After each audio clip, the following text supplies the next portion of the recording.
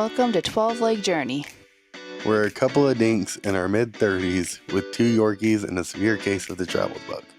Follow along with us as we explore 48 states in 48 weeks. We'll be posting daily shorts and weekly long videos highlighting our travel within each state on Fridays. Please be sure to like, comment, and subscribe.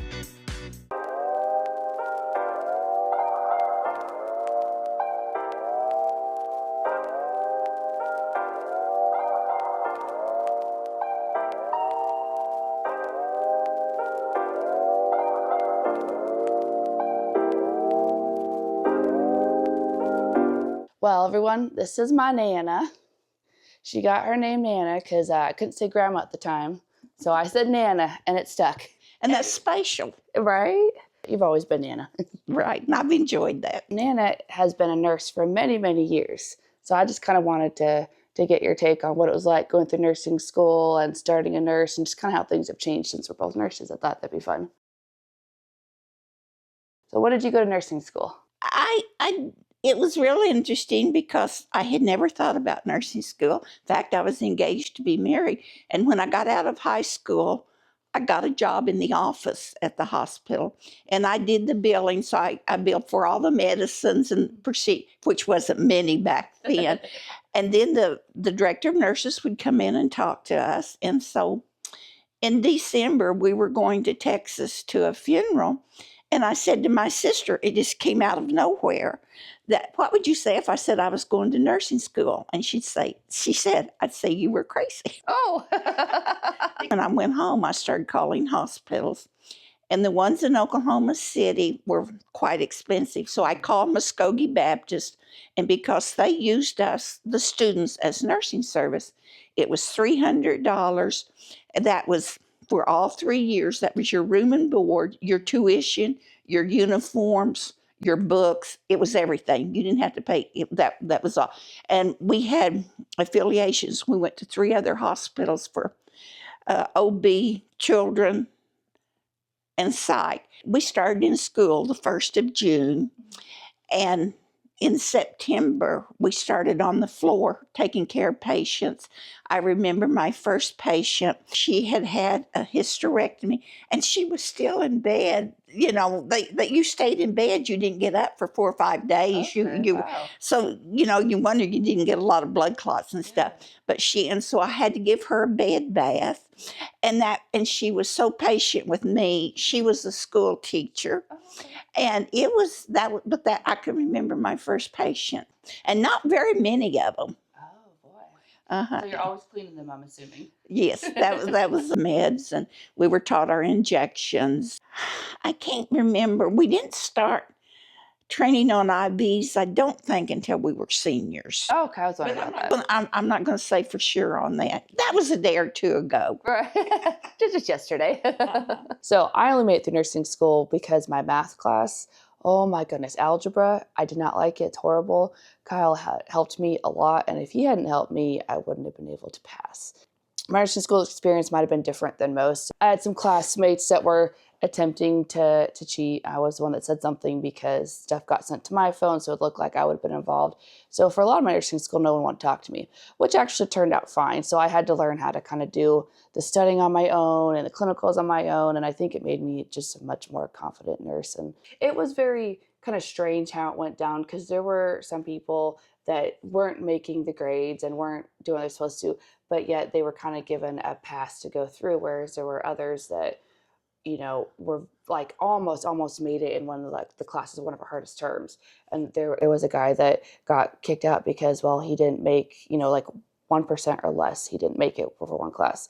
But yet we had others that were like 5% below, but they were allowed to go through. I hope not everyone's nursing school was like that. And there's some weird things.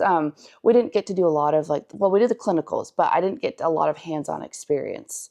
At least initially for a long time. I didn't pass any meds until my last term of nursing school, which to me was crazy. And we never actually practiced IVs on any living person in nursing school. There was a lot of things we were told, oh, you're just going to learn this on the floor. So, all my patients to be these pin cushions when I could learn it here. And I don't know if it was just the way the nursing program was run, but it's the experience I had. And then wasn't it a diploma program that you did? Diploma. That was all we had. They had just started. OU had just started their first bachelor's program, and they had 7 students in it. And they did their psych training with us.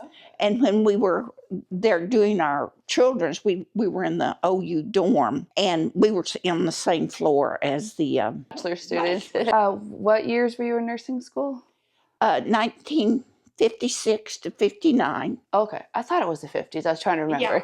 We went in and we had vacation July, and then in August we had 2 weeks vacation. And we worked that first Christmas, and we were on duty. We started working without an RN, just with a supervisor, within less than 6 months. But that's what the diploma programs were about. But that first summer we went all morning, and it was a mile, and we had to walk. And there was a railroad track between, and sometimes we'd get caught with that track. And here we were supposed to be at the college.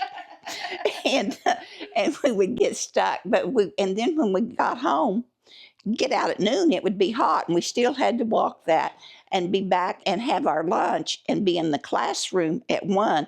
And she locked that door at 1 o'clock. If you were late, you missed class. Oh, chemistry was our first. And I had never seen a chemistry book before.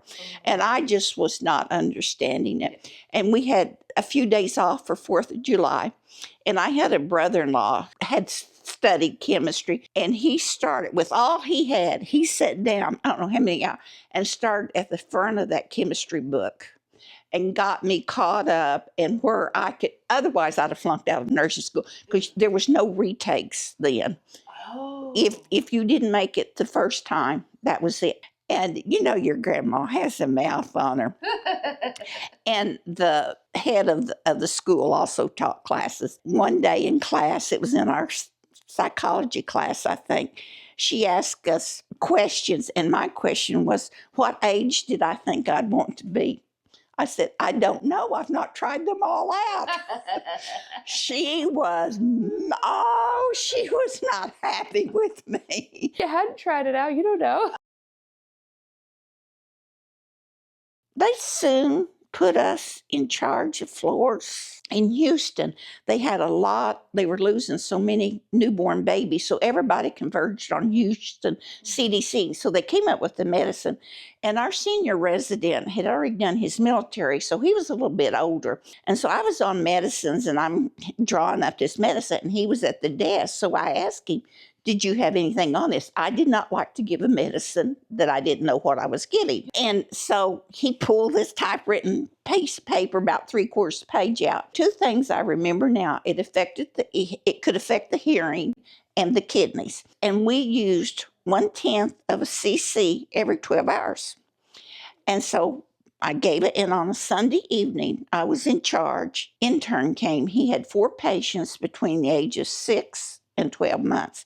He ordered that medicine on every patient, but he ordered a 1/2 a cc every 6 hours. That's quite a bit more than 1/10 every 12 hours. Yes. So I refused to give it. And so I just stacked. In fact, I didn't transcribe the orders. I just stacked them, put a note on them. And on night shift, I'm a student, a junior student in charge. And on night shift comes 2 RNs. So I told them in white. They called their supervisor. They transcribed them, but the babies only got 1 dose. I'm still in bed the next morning asleep, and the phone in the hall, and my roommate was off, so she answered the phone. Tell Miss Robinson to be in my office in full uniform ASAP or something to that. So as I'm walking, I get dressed. I didn't even take a shower. I just got dressed, and I went up, and as I'm walking over, I'm thinking, how am I going to tell Mother that I got kicked out of nursing school? I get over there and knock on her door, and that senior resident was in her office with her. And she asked me, why did I not give them? I told her, the differences and the side effects. Back then, I could remember a lot more of the side effects. And she says, okay, Miss Robinson, you can go. And I never heard about it again. And my roommate or I never saw that intern again. Because I never had, you have probably 3 pounds was the less that we had. Whew, it's tiny. And so and then I had to do a couple of graveyards. I would have been way too scared to have done something. And then you've got like, the parents there that are always hypervigilant. There, you didn't really see the parents because a lot of them were from out of town and stuff. We were a very small school.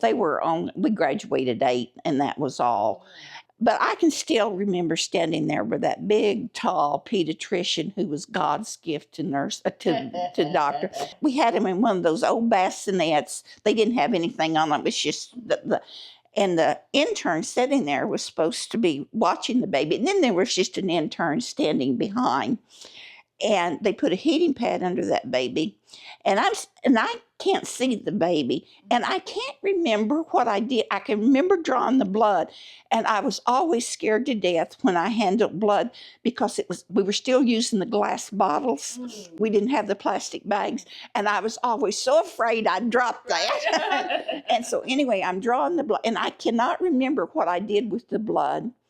And nobody checked that baby. It was horrible. It was burned. Its bottom was I don't know what happened to that baby. Yeah. And they had this she went into isolation and they had this spatial type. It wasn't really an incubator, but that little girl, she peed. She didn't cry excessive. She didn't run temperatures. And back then we didn't have burn units. Yeah. So I don't know. And so I only got to see her a couple, and her dad was a lawyer. I still wonder what happened to that little girl because, her burns were bad. And when I was doing my pediatrics, back then they didn't have all the isolates and everything that they had for preemies, and they had small preemies just in bassinets. Okay. And so when I went into that nursery, I was so scared that I would drop those babies. And then I had to do a couple graveyards, and I was so afraid I'd fall asleep. And because you go to class and stuff in the daytime sun, and I was so afraid that was an experience on that. It was so nerve-wracking. I felt like I didn't know what I was doing. What type of floor was it? September. And our state boards were 2 days, and so we went to Oklahoma City, and there was this big room. And they had tables set up. And there was a monitor walking all the time. I was pregnant with your dad, and I felt the first movement of him. That was so exciting when I was during my test. And you didn't get your grades till back in September. I got mine sooner because I was on the Army Student Nurse Program. I just got my grade, that I passed. I didn't get, but that was what was important. I graduated December of, I think, 2017. And I started about September of 2016. Accelerated program. It was so much work. We had like a week off in between each term. I think we had 2 weeks for Christmas, and that was the most we had. So I was busy. My husband, Kyle, he was working 2 jobs doing that. I wasn't working because it was so much. Don't know how he did the 2 jobs, so I'm really glad that he did because I had a lot more support in my program than a lot of my classmates did. But I graduated, and one of the patients that I had was, she was doing rehab. I'd broken something, so she was in quite a bit of pain. But she was one that wouldn't say she was in a lot of pain. And this was like my second day that I was a nurse on the floor, so I was still learning. I was a newbie. And she started like throwing up quite a bit, and I could not figure out what was going on. I could ask if she was in pain. She said no. Fortunately, I had another nurse that was with me, and so she said, so what's probably happening is that she's actually in a lot of pain and just not telling you. So we gave her some pain meds, and within like half an hour, she was just, cured. And that's when I realized, pain meds are very important for rehab with that kind of pain, because she couldn't do her physical therapy when she was doing all that. And I don't know, that was just one of the first things that really stuck with me, just kind of how it works with rehab. She did much better after that. So then after that, I always made sure that people were comfortable and tell them you need your pain meds so you can do your therapy so you can go home sooner. So it was interesting learning that type of nursing, and that, maybe they don't really know what's going on, or they can't verbalize it, or kind of like, I don't want to say I'm in pain or that this is happening. So I just had to learn to kind of read a lot of signs and body language. I learned a lot. I learned a lot that first year on the floor. It was so nerve-wracking. I felt like I didn't know what I was doing. What type of floor was it? Skilled nursing right away. So people that are coming out of the hospital having the knee replacements or the surgeries, or had some falls and were getting physical therapy and all that. So I did a lot of that. That's actually been most of my career in nursing. In Montana, I worked at a critical care hospital for 3 months. It was the ER or the ED and then the inpatient. I actually liked the inpatient, but I did not like the ED. But because it was so small, I had to do both. And then it just became obvious it wasn't going to work. We had 2 codes come in the same day. We had someone with a drug overdose, another with their heart stopped working. And I realized that day that that was not for me. But we could go ahead and work before we got our license. And I worked at a 10-bed, just little clinic, evenings and graveyards. And I was on graveyard, and I had an aide.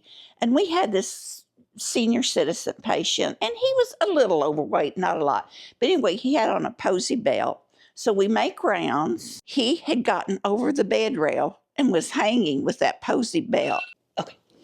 I just took my bandy scissors and cut it, and we put cover over him and left him in the floor because there was no way that we could get him up. Yeah. Well, then day shift came on and we got him, and the head nurse called the family and said, someone, and she wanted one of the sons with him at all times. Hi, Charlie. Charlie's got to come up for some loves.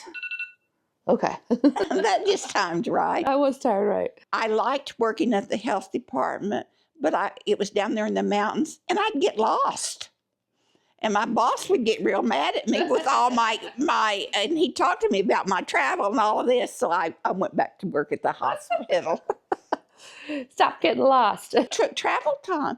And one afternoon, I never did see a patient. And then I got to the ED, and we had like a whole different population. I remember one day we had a baby come in. I do not work with pediatrics. I did not know what I was doing. And so the parents, they were first-time parents, so they were, worried, and I didn't really know what to say. And there was a nurse on the other side of the curtain because the ED had like 3 beds with curtains. Fortunately, she kind of came over and helped me through it. But I remember that. And then I said, I don't think I want to work with babies again. And I didn't mind having the young adults or the adults or the geriatric. For me, I could work with them just fine. But for some reason, I get so nervous around kids. Well, I understand that. It was a nice experience, to try out the ED, because I thought maybe I would like it, and I realized I didn't. But that's okay. I like getting the experience of different things in life and in nursing. When I was working at Tahlequah at the hospital, and we had to do OB, and one night we had a baby that wasn't alive, and it was hard to get. And I was sick afterwards. One of the nursing homes I was at, we had a resident, of course, was confused, thought he didn't need the catheter. So he goes into his bathroom one night and yanks it out, balloon and everything. And he had a large balloon. It's like, oh. So one of the poor CNAs goes in, a male one, sees blood all over the walls in the bathroom and turns really, really pale. Like, what is going on? And then that's when we realized, oh, he pulled his catheter out. And this particular one, he had just problems with his urethra. So we couldn't put it back into the nursing home, and he couldn't pee without it. So he had to go out to the hospital. And then he pulled it out again 2 days later. I've dealt with tons of wound vacs in rehab. There's a lot of wound care. And it takes some time to get them. And of course, they're not always in the nice, neat, flat places in the body because, we can't make it easy. But we had one, he had it on his foot. He was pretty young, I think early 40s. And he had a mobility scooter, and so he didn't like to feel like he was tied down with the wound vac, didn't like the noise of it. So he would go and disconnect himself sometimes, and I'd see him going down the hallway. He's like, where's your wound vac? Oh, it's in my room. I don't think I want it right now. Oh! So, as time goes on, it doesn't work out, and he gets infected. Of course he does. And then he tried to say that it was the nurses weren't changing the wound vac and this and that. And we're like, no. What you were disconnecting it. You were doing things you weren't supposed to be doing.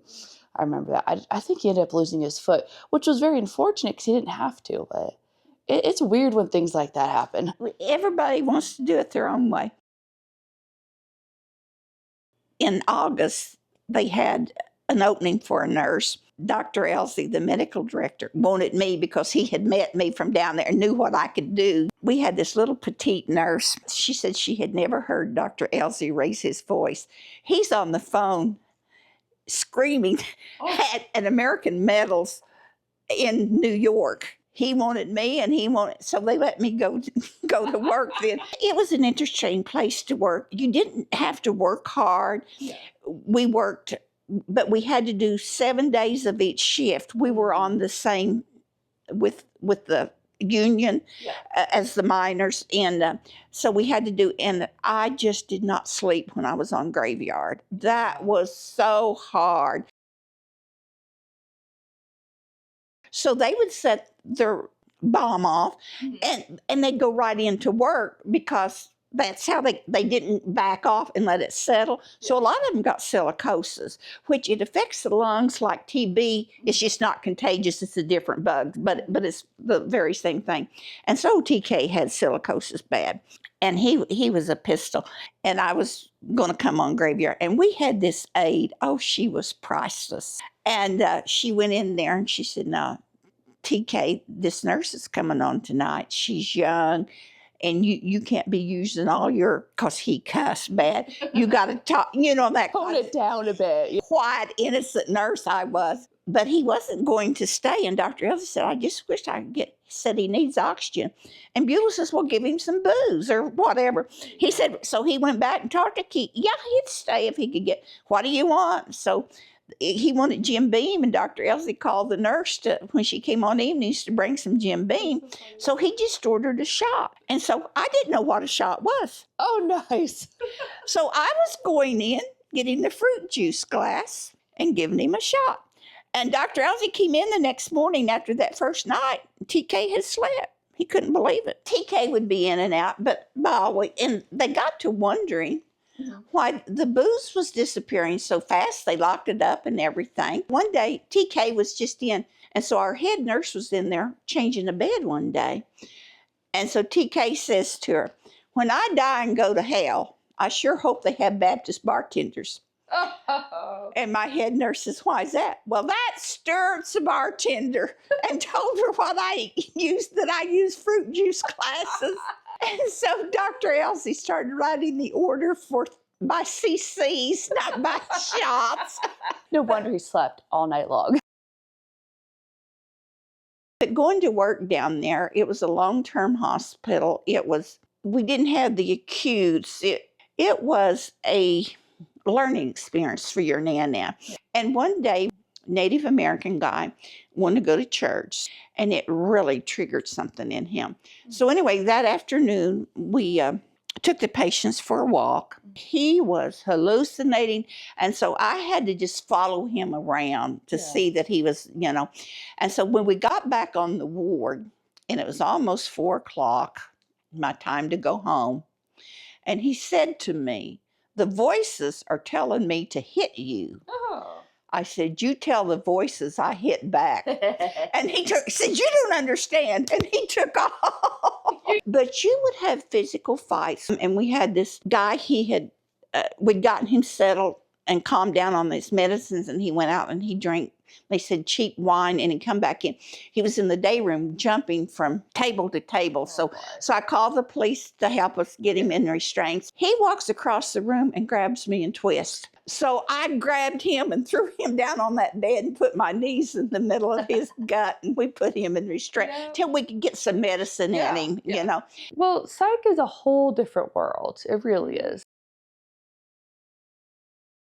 And we knew this patient was going to ask for more medicine, and he wasn't going to get it. I had a new nurse that I was orienting. He and I went back to the door, and she went with us, and sure enough, the patient jumped the doctor, and he's biting and spitting. Yeah. Fortunately, I had on your dad's watch, and it was full of teeth marks, but he didn't get me. I actually have to go to the bathroom, so that was good timing. It was totally different. One of the things was we had little stainless steel pans that we cleaned our own syringes and put them in there and sterilized them. And the needles, we had to check that there were no burrs in them. We had this little sand thing that if there was a burr, and then we had to, run saline through them and then boil them. So that was how we cleaned. You didn't have the one-time use needles that we have now. No, and not disposable syringes. So did you all have your own syringes, or was it like the hospital syringes? No, they were hospital syringes, yeah. So you're always cleaning them, I'm assuming. Yes, that was an ongoing thing that we did. Together strong with family love. Life is a one-time journey. It is better to stumble and trip through your own unbeaten path than to wake up one day old and gray, having never ventured from the sidewalk. Kyle Sickles.